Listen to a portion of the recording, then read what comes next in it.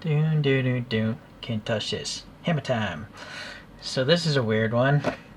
Where I live in Thailand, there's a whole chain of these stores called Mr. D.I.Y. They're great stores. They're like dollar stores kind of, but not everything's a dollar. But just cheap stuff, you know? And very often the same stuff you would buy on AliExpress, but even cheaper because there's no shipping costs, or they order bulk, right?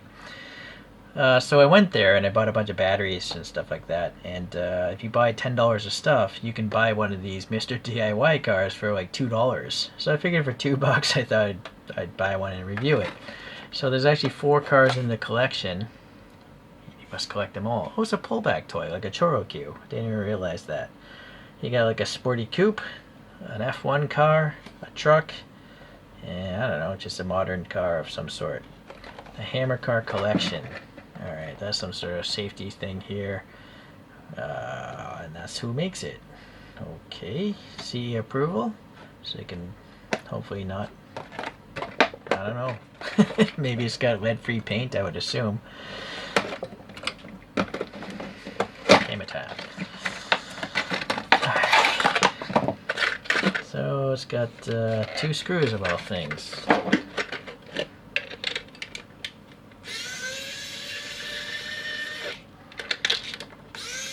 I would have to guess this is somewhere around 1/43rd scale, maybe? We'll have to see. Alright, little cardboard thing there. And so the tires are rubbery because it is a pullback toy. Yeah, those are soft. And they definitely look like off-roady truck tires, so that makes sense. It's weird that they don't have branding on the bottom of this thing. I mean, it's not a licensed product, it's an original design. But I guess they do have Mr. DIY, and this is tampo printed. That's probably, you know, it's not a sticker, so maybe that's what gets you CE approval. Lead-free paint and things that kids can't peel off and chew and choke on.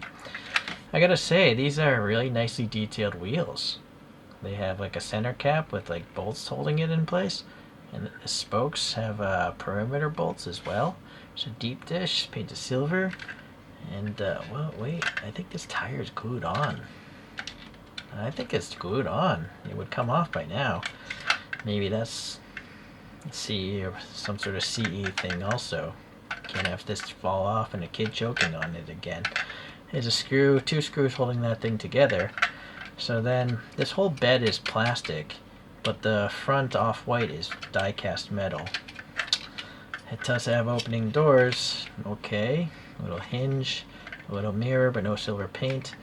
And then yeah, you know, actually not so bad on the seat details, but the door hinges are so huge. It's got a better than Hot Wheels, but not open spoke steering wheel. Some venting there. Yeah, okay. I guess you can't expect much, right? This is definitely for kids. So I guess this is the hammer time action here, but you cannot use it as a hammer. It's just inspired by a hammer. This door does not fit well at all. I probably should have inspected them more. This door fits really well though. That's a nice panel gap actually. Alright, a little sprue tear off there. So same back here. There's no indication of taillights, which is kind of weak. Oh, it pulled up this way, that's why. And then, but they went through the effort of printing on a license plate. It was tampo printed. There's no rear window. Okay. Curved glass. And I guess that's like the front end of a hammer. But I don't think you're supposed to use this as a hammer. Alright, last thing is to wind it up and let it go. Alright, so it does click. Oh boy. I think just based off of that width, this is a standard Choro Q size motor. But here is a standard size Choro Q. Yeah, I wouldn't doubt, well, maybe it's a little bigger. Well, suffice to say, the motor's not very powerful because it's got to push this die cast around. Whereas a Choro Q is a plastic body, so these things can actually zip around pretty fast. But yeah, the width of this is around 164. Let me see, I do have one 1/43rd scale vehicle. Okay, so here's a 1/43rd scale Ferrari. I forget by who. Doesn't say. It's one of those cheap ones, like $14, $15 ones. But it's actually pretty well detailed, you know, being such a large scale.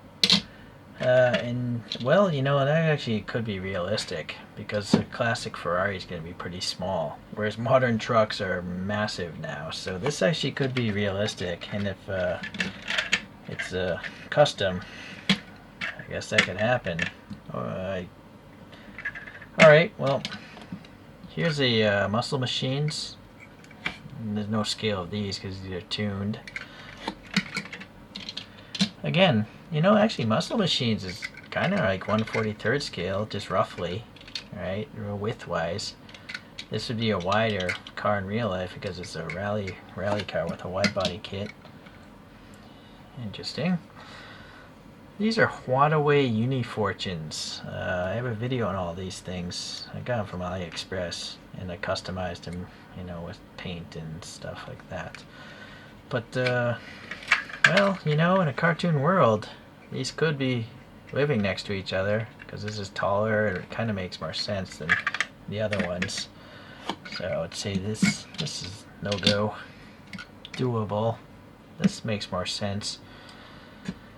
But here's a 136 or a 132. No, it just says 130. I think this is a dealership model of a Santa. I have a white version of this in the real world. This would be a K-class truck if it was 130 scale, but it is possible. Okay, well, can't really take this stuff too seriously, you know? The thing was $2, and it's actually a lot of material for $2. I mean, it blows away Hot Wheels. It's more metal in this than Hot Wheels. A whole lot of plastic. So it really makes you wonder about the price of certain things, right, material-wise. This is clearly its own design also. Hot Wheels very often has licensing. I suppose they have to pay for that. But they also have a lot of fantasy casting, so that must be a high-profit item for them. Will I get the other 3 from the collection? No intention right now. But if I buy $10 more there at Mr. D.I.Y, maybe I will pick one up. But I'm going to sell this thing. I'm not going to keep it around. Alright, I'll see you guys. Take care.